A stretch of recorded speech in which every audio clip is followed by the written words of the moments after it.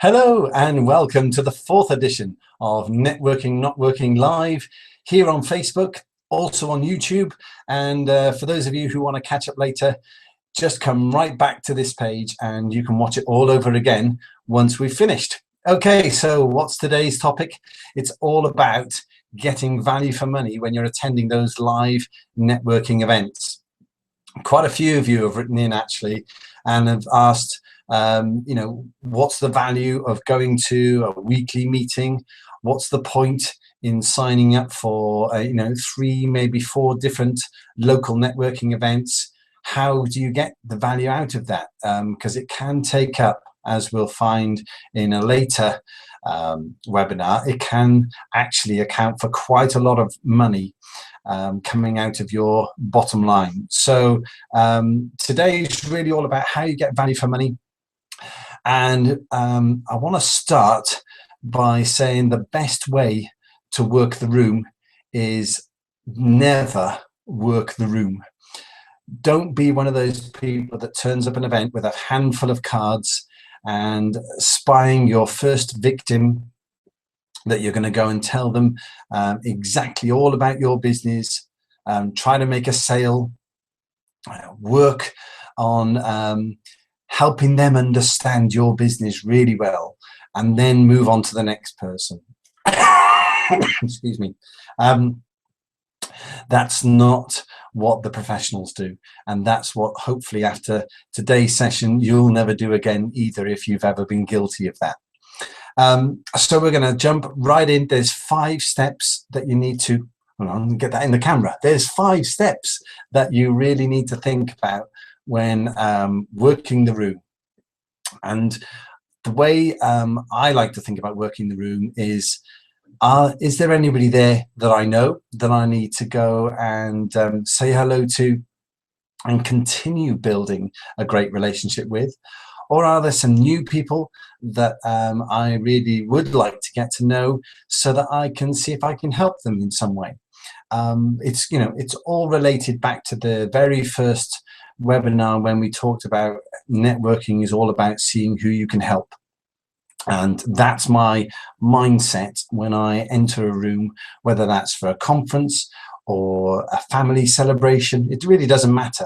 I'm always on the lookout, if you like, for people that I may be able to connect and help on their way. So that's the mindset you have when you're attending a live event. And the great thing about that is that you're then not too worried about how you look, how you are coming across, how you sound, and all of those hang-ups that people have about networking. So the very first step is plan. Plan for the event. Think about who's going to be there. Think about why you're going. And that's the very first element that I really want you to spend some time thinking about. Why are you attending this event?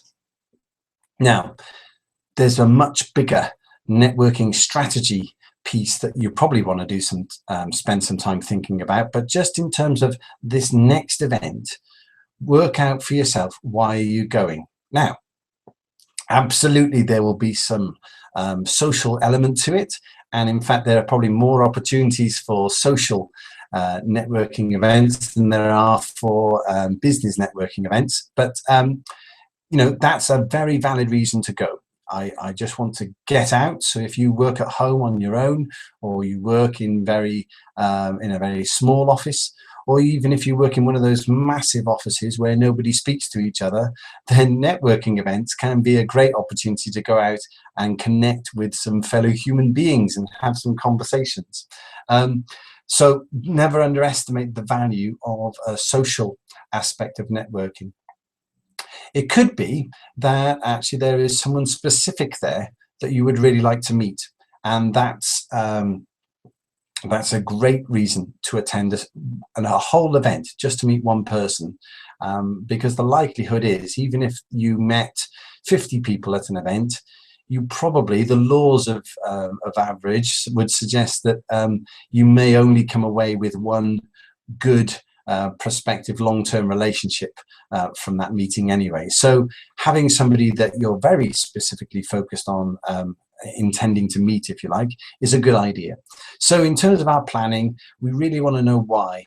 Why are we going? Is it to make a connection? Is it that there's somebody there that we can specifically support in some way with the things that we do or the connections that we have? But we're going along with a very specific intention. Now, there may be times when we haven't really spent some time thinking through that, and we just end up at an event and wonder how the hell we got there. Well, just relax, don't overthink it, and the reality is you'll probably make some great connections anyway. The value in thinking up front is that you can start to determine your input measures, if you like, what you're going to need to take along, what you're going to need to have in mind, who you might be able to take along as good connections for people in the room. So how do you know who's in the room? Well, that used to be really difficult. You would, unless it was a regular closed network where you knew everybody there, it was a case of you might phone the organizer and ask if they knew who was attending yet, and they might not even know in advance in the old days. Now, however, with great online booking systems like the events system on Facebook, or for those of you on Business Scene, there's a great event booking piece on there where you can see exactly who's attending and start to think about how you might be able to connect with those people. So if you know that the great Warren Cass is going to be at the next meeting, but you've heard of him, but you don't know that much about him, then you can actually follow through, check out what he's saying on Twitter, check out the items he's got on Facebook and LinkedIn, and you can probably go along knowing more about Warren Cass than even Warren Cass knows about himself at the moment. So there's a lot of information that you can pick up about people that you might just want to connect with at the event. Then finally, in terms of planning, don't forget the basics. Where is it? What time? What's the dress code? And if there is a specific agenda item where they would like you to bring some information, then all of that you need to know in advance. The idea of understanding all of those aspects is for you to arrive hopefully early, feeling refreshed, not hassled, and everything's organized. Your car's parked if you were driving, or you've managed to have some time with the host as well to find out what's going on. So your intention, if you like, is just to arrive and be nice and relaxed. And that takes away one huge chunk of pressure for those of you who are maybe attending your first events. Okay, so we've done the planning. Now what we need to do is go along and meet some people. Now, if you're attending an event with a couple of thousand people there, how are you going to not just meet some people, but also be memorable? Well, and this is again where we're helped a lot these days in terms of standing out in a crowd. Now, that may not be your style, but it will certainly help you be memorable if you have something about you that distinguishes you from the other people that everyone else is meeting on that day. So some examples I talk about in the book are of people who wear bright brooches or distinguishable hats or clothing. I often talk about the guy in my network who used to turn up everywhere with an umbrella, even if it was the summer. And although those are gimmicks, what they do though is stand out in somebody's mind. So if you're the fourth phone salesperson that this person's met in a day, but you're the one with that umbrella, then it's very likely that you'll be more recognizable and they will recall you easier than the other three who may have been wonderful people but just didn't recall. They don't come to mind as quickly. So for you ladies out there that are interested in brooches and accessories, that's quite easy. For gents, you might want to think about, I've got these fantastic Scrabble based cufflinks for Christmas a little while ago, and I wear them occasionally. It's anything that will just allow you to stick out and be memorable. Just so have a think about that. The key, though, when you're meeting people is just be you. I've quite often seen people go into what I would call professional networking mode when they've been at events, and they've had their 30-minute elevator speech, 30-second elevator speech in mind, and they've been very professional accountants or professional SEO people or professional salespeople. And the reality is they've left their personality at home, and the individuals that they encounter don't get the warm, lovely people that I know they are. Instead, they're getting some sort of professional version of that individual. So just be yourself, relax. I know that lots of people that I network with think of networking as actually a place for entertainment and enjoyment and almost a party, regardless of the event. Because they're going there to meet people and have fun. So do that, because the warmer and friendlier and more the way, in terms of the way you come across, the warmer that is, the more approachable you'll be and the more connections you'll make, and the more people you're likely to just meet even for the first time. So just relax and enjoy yourselves. So that's the second step. The third step is to actually physically connect with people. Now, I don't necessarily mean that in the biblical sense. All I'm talking about here is how well do you invest in some of those new people that you meet. It's not about exchanging lots of information in as rapid a time as possible. Although I know obviously some speed networking events are set up in that way, but really the speed networking events are what they're actually structured to do is to just get you talking to people, because they know that one of the biggest hurdles for many people is that sense of, oh, I don't want to approach people and start talking who I don't know. So the speed networking just gets you over that bump, if you like, and then you're into a conversation. Now, connecting with people really requires you to do a bit more than just telling them your name and address and your business details. Connecting is really all about listening. Give the other person space. How much about them do you really know at the end of the conversation? Do you actually know their name? That's a great start, but I've met people at networking events and I've said, oh, who was that you were just talking to? Because I've actually wanted maybe an introduction, and they said, oh, can't remember. Lovely person. So they haven't really listened. They haven't really made a connection. So listening is your number one skill. In fact, Dinah Liversidge says in the book that she loves it when she meets people that say, oh, I'm not very sure about networking. I'm not very good at talking. And she says, that's great, because that probably means they are going to be more receptive to the idea of listening at a networking event, which is the best way to make connections. So really listen, understand what the individual is talking about. So if they're talking about their business, be curious. Try to really understand what their business is all about. And if they are talking about their hobbies or their interests, again, be curious, because you're likely to find some points of connection, some things that you may be able to help them with, which again is back to our core requirement in networking is, can we help someone? So by listening, you're going to find out more clues, and you're going to be able to point them to the next person to speak to, maybe at the networking event, or at least you'll be able to capture some key points and make sure that when we get to step 5, you've got lots of ammunition. So listen out for that in a few minutes.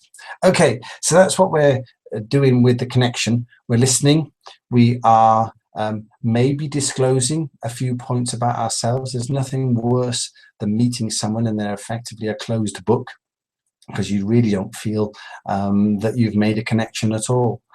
And then finally, if it's appropriate, exchange some details so that you can follow up with some information later. The fourth step is what we call enlisting words. Enlist them into your referral network. Now, that may not be appropriate at the very first time you meet somebody. Quite a lot of people who teach, or used to teach rather, networking skills used to talk about your elevator pitch. And indeed, some closed networks are set up in ways where they actually have a formal component to the event, which is introduce yourselves. What's your 30-second pitch? And the idea was that the individuals around the room would listen and they'd be trying to identify some great connections for you. Now, that works. It really does work. However, in a more open networking event, standing there pre-armed with your sales pitch is not going to work, because one, it makes you uncomfortable, so you're not going to be relaxed and creating opportunities to build great connections.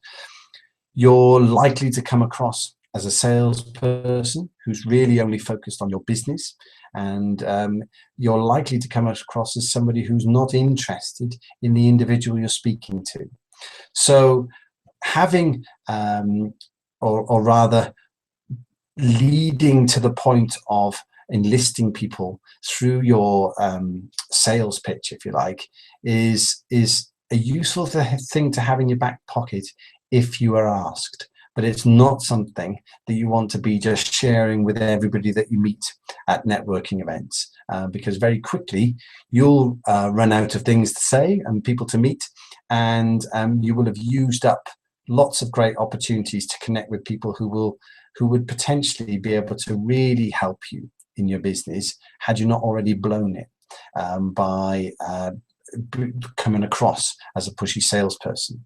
However, if you are asked what it is you do, and you want to give somebody a great opportunity for referring you, then this little structure that I'm going to share with you now will really help, because what it does is it sparks up mental images for them of either people that they think you can help directly, or people that they think will be interested in referring your services on. So the key here is to try and build a rich picture of what you do, so that they've got lots of potential hooks for referring you on. So, excuse me, just saying I'm a book salesman is not really going to help people to refer you after that event, because they're not quite sure what the person, your ideal connection might look like. They're not quite sure what they do. They might have a vague notion of what you do now, but they're not necessarily clear on the connection points. So here's the format.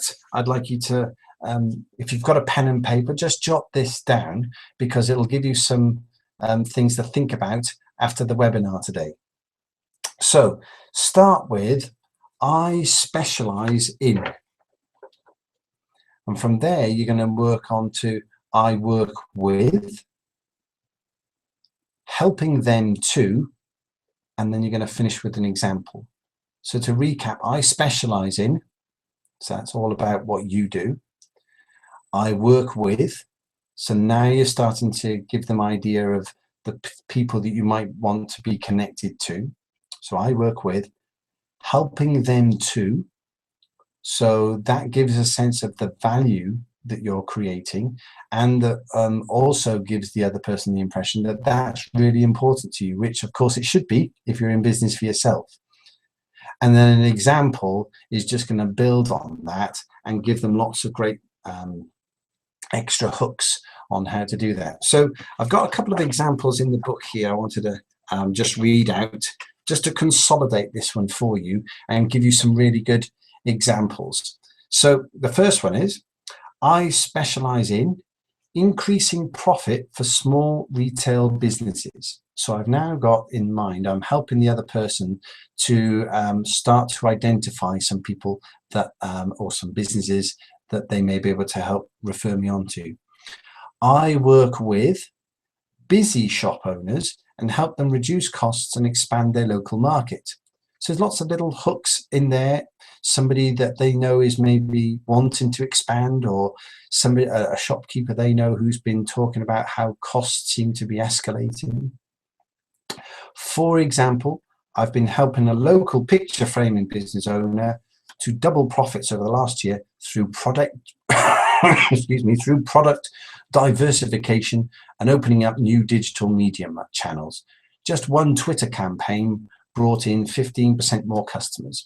So, okay, that may sound like to you and I, listening to that, that may sound quite detailed. And, you know, am I going to remember that? However, if that's your business, it's very likely that that will just trip off the tongue, because that's what you do day in, day out. And there's just a fantastic example of one of your recent clients. Okay, the second one, somebody working in a different field. I specialize in boosting the happiness of people stuck in care homes through cost-effective activities that care home owners love too.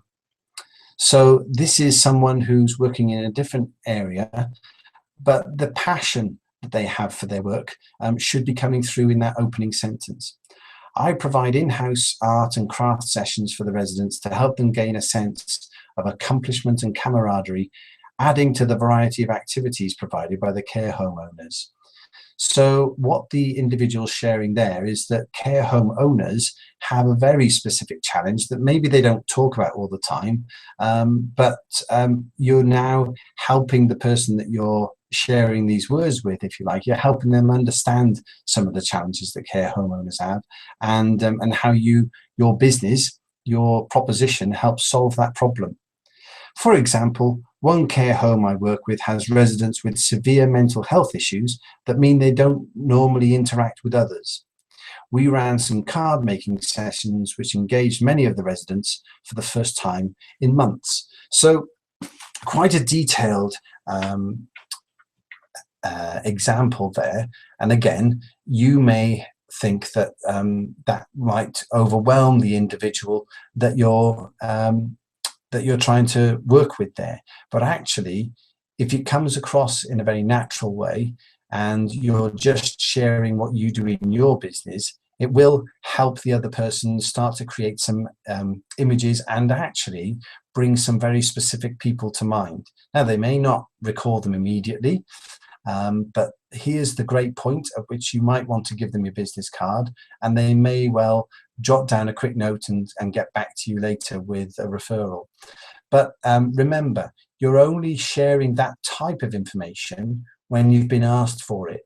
You're not sharing that almost unprompted and with the other person not really listening and not really intent on trying to find those connections for you.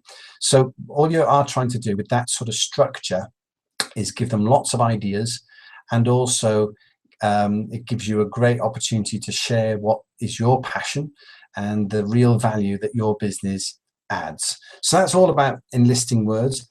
The fifth and final step is one that you will have all heard of, and potentially many of you don't do it, and certainly not as many of you that should, because the reality is everyone should do the fifth step, which is following up.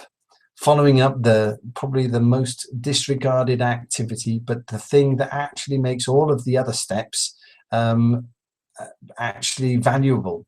Without following up, you will have wasted the planning that you did for the event. You'll have wasted the time you spent at the event. You'll have wasted some of those great meetings and connections that you've just had. And anybody that did ask you what you did in your business, if you don't follow up, then they're probably going to have the impression that maybe you don't take your business as serious as you suggested. So following up, very simple. Either do it the same day via social media, so you can connect with people on LinkedIn and Facebook and Twitter, and just say, hi, great to meet you, and happy to have made this connection. Let's keep in touch, and I'll get back to you with that information I was going to send. So it's an immediate connection. It consolidates the meeting that you've had, and just adds value and shows that you really do value the individual that you've just met. The next day, you might want to send through some information. Rather than doing it all on the same day, by doing it the next day or the day after, you're basically reminding somebody of the great conversation you had. So that's when you send through the articles or the book references or the connection requests that they asked for.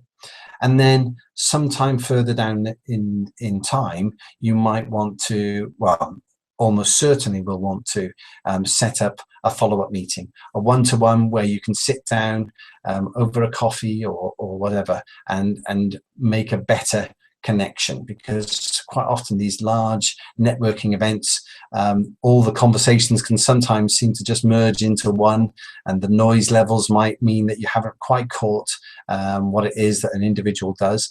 Now you're going to invest some time into that relationship and find out all about them and work out how you might be able to help them, either through referrals or maybe potentially through the services that you personally provide.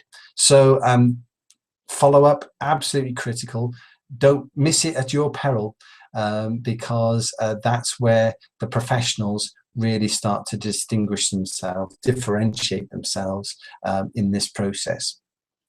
So they're the 5 easy steps. You really won't go wrong if you approach your live networking events with those in mind. You'll get so much more value from them than potentially if you just turn up unannounced and unprepared and uninitiated, if you like, in the processes of really just starting to make relationships. Working the room is really just about building one great relationship at a time, and relaxing and ensuring that the individuals that you meet up with also feel relaxed and are enjoying themselves. And if they're not, that's your great opportunity to help with the hosting. So if you meet somebody that's really not getting much out of it, maybe they've been standing on their own for most of the event, then absolutely be the great host that you can be and ask them, so what are you hoping to get out of today? What's troubling you in your business at the moment?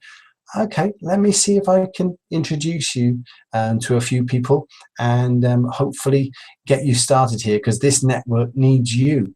You know, quite often people forget that some of these quieter people around the networks, if they get ignored and people don't try to integrate them, the network loses out. So bring those quieter individuals in, give them an opportunity to let people know what they're up to, because it could be of value to the whole group. So that's it this week. Next week, we're going to be looking at tools for the job.